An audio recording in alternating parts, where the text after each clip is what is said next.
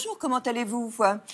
Ce matin, vous savez, dans Thé au café, on va entendre une voix qui transperce, une voix qui transporte, une voix qui fait du bien, une voix qui est mélodieuse, une voix qui est suave, qui est sensuelle. Enfin bon, je pourrais vous énumérer tous les adjectifs de la terre. C'est Mélodie Gardot qui est avec nous ce matin et ça me fait vraiment plaisir.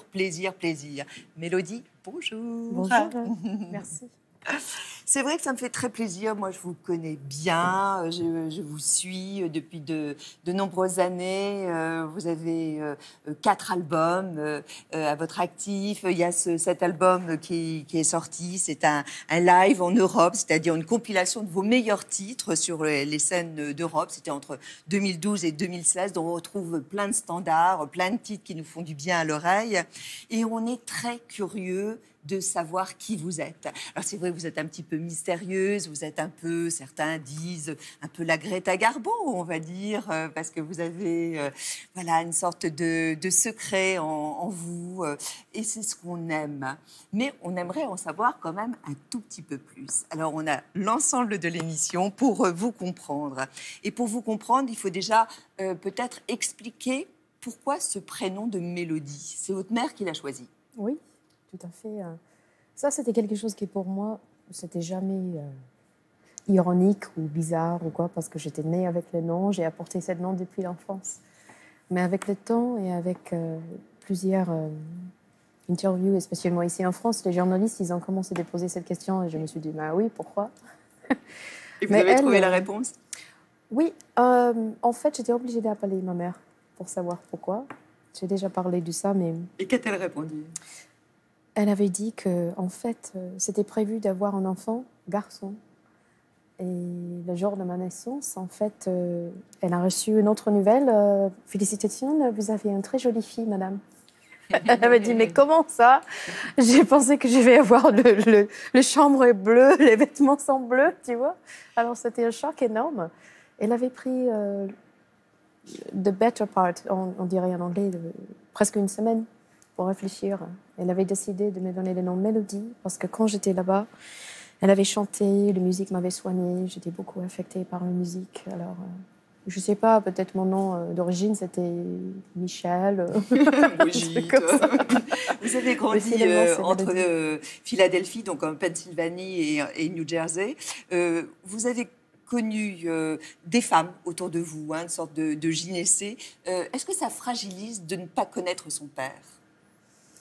Bon, je ne peux pas faire la comparaison parce que je connais que la vie que j'ai vécue. C'est vrai. Mais par contre, de toutes les amies que je connais, moi, je suis une femme super indépendante. J'attends pas qu'il y ait quelqu'un derrière moi pour faire quelque chose. Ça embête beaucoup de mes amis parce que je demande jamais un coup de main. J'essaie de faire trop, comme une fourmi énormément fort.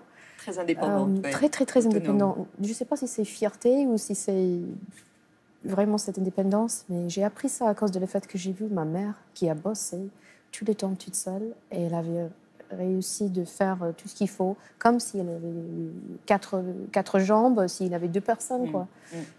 En faisant 3 boulots.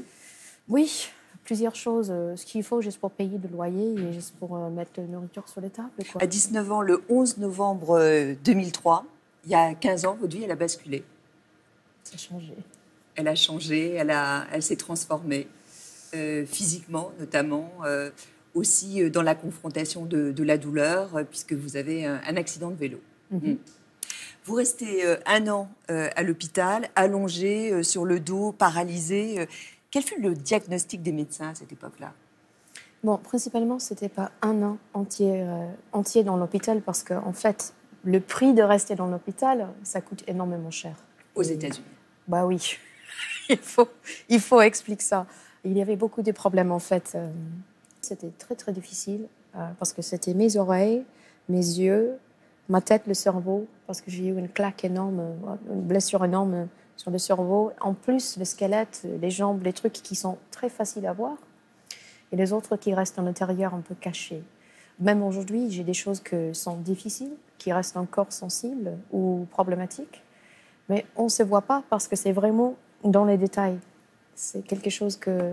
Par exemple, hier, je suis allée pour voir un ostéo. Il m'avait touché juste là. Il avait dit « Ah, vous avez eu un problème de cerveau là, vous avez eu un traumatisme. Je dis oui, c'est juste là, je les sens, le corps, ça a gardé encore la sensation. Et... Bon, il y a des choses qui, pour certaines-unes, c'est évident, mais je suis très heureuse qu'à la base, maintenant, je peux balader, je peux même mettre des talons. Et c'est symboliquement pourquoi j'ai décidé de faire une photo comme ça. Parce que j'ai remarqué que je peux être debout, née, vraiment là, avec rien à cacher, acceptée comme je suis. Dévoilée, totalement. Le corps dévoilé. Grâce à toutes ces années. Et le fait que je suis debout avec les guitares, quand même, j'ai jamais imaginé ça. Jamais, jamais, jamais, jamais, jamais. Nous sommes en 2018. Votre seconde vie, elle a commencé il y a 15 ans. Votre portrait en 5 dates avec Philippe Geppers. Mon corps, c'est pas parfait, c'est encore avec beaucoup de problèmes, but it's mine. C'est mon corps et je vis très bien avec. Une nouvelle vie pour cette miraculée qui a écrit des chansons par accident et s'est reconstruite par le chant. Why are you filming me now? Pour raconter comment, en 13 années, vous vous êtes imposée comme l'héritière des grandes voix du jazz et de la soul. 2006, vous sortez votre premier album aux États-Unis et vous découvrez Paris. Il y a beaucoup d'amour ici. Quand je viens, j'ai l'impression d'être à la maison. Coup de foudre pour nous les Français, notre culture et notre patrimoine musical. Je vois la vie en rose. 2010, vous chantez avec Eddie Mitchell votre passion pour le cinéma et revisitez un autre grand classique. À la pluie se mêle au soleil et j'ai le cœur qui bat. Les Français aussi ont le cœur qui bat pour votre voix, vos allures de diva et votre caractère bien trempé. 2012, vous quittez le jazz pour le fado et la bossa nova. Ça n'enlève rien au jazz. C'est simplement un swing dans le jazz. 2015, vous envoûtez l'Olympia. Et vous nous présentez un nouvel artiste. Pete, votre petit chien que vous faites chanter ou pleurer, à vous de juger. 2017, nouvelle rencontre avec Ibrahim Malouf. Et nouvelle reprise de Dalida cette fois. Et nous, on attend plus que jamais de nouvelles mélodies signées Gardot. J'adore la musique parce que je peux la prendre tout le temps dans mes bras. C'est elle qui me pousse à me magnifier. Alors, c'est incroyable de voir les différentes...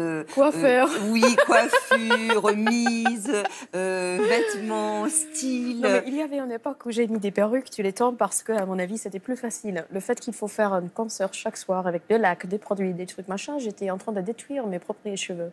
Alors, il y avait une amie, une coiffeur, qui m'avait dit « Bah, chérie, c'est très facile, tu mets les trucs, le stocking, et après, tu mets les perruques. » Et il avait fait des perruques pour moi, mais par contre, j'étais tellement jeune, j'ai mis trop de confiance. Et j'ai vu ce truc du brebis, là. C'est adorable, mais oui, c'est vraiment... Ouais, j'ai beaucoup changé. J'ai eu peur de rien. Vous vous considérez comme une chanteuse de jazz, une crooneuse. Qu'est-ce que vous êtes? Comment vous vous définissez? Ah non, moi je pense plutôt dans le monde de Neil Young, quelqu'un qui chante, qui parle en même temps. Moi j'écoute Maria Callas, ça c'est une chanteuse, mais moi, dans ma vie perso, je sais pas, je peux jamais me voir ou considérer comme une énorme chanteuse, quoi. Je n'ai pas entraîné pour ça. Il y a tellement de filles qui sont allées à l'école pour étudier les vraies musiques. Et moi, j'ai eu un accident, j'ai commencé à chanter. Parce que c'est juste, comment on dit, de m'appeler chanteuse. Et non. Mais je suis tellement heureuse de le fait que j'ai la possibilité de faire ça parce que ça me plaît de chanter. Tout à l'heure, vous interpréterez un titre. Mais là, en parlant, est-ce qu'il y a une chanson comme ça, un air qui vous vient à l'esprit, que vous pourriez comme ça nous dire en a cappella et nous chanter a cappella? Bon, on vient de voir le truc de Ibrahim là. Alors, j'attendrai le jour et la nuit, j'attendrai toujours ton retour. Un truc comme ça. Mais tu vois, j'ai une toute petite voix, j'ai oublié les mots, je suis tellement... je sais pas. Ça, c'est le truc qui est très amusant, en fait, un secret, un truc mini-secret, parce que vous avez parlé de mystère. Moi, je suis comme ça, quoi. Le fait que j'ai eu un accident en voiture et ça claquait, ou ça, comment dire, ça a bougé un peu le cerveau. Ça cassait des trucs, là. J'oubliais même mes mots, les trucs que j'ai écrits. Perte de mémoire. Ben oui, et même le short term, maintenant, le petit, même pour jouer, pour rentrer sur scène, parfois, j'arrive sur scène, c'est un truc que j'ai fait millions de fois, et je suis là, et... Oui, mais tout le monde vous pardonne. Il y a des manières de cacher. Comment? C'est du jazz. Alors, il y a des moments... On improvise. Bah oui, exactement. Alors, on fait 8 bars en plus, 16 bars en plus, jusqu'à ce que ça arrive le moment où on se souvient les mots. Et les musiciens suivent. Ah oui, bah, on danse. Parfois, eux, ils oublient aussi, mais pas autant que moi.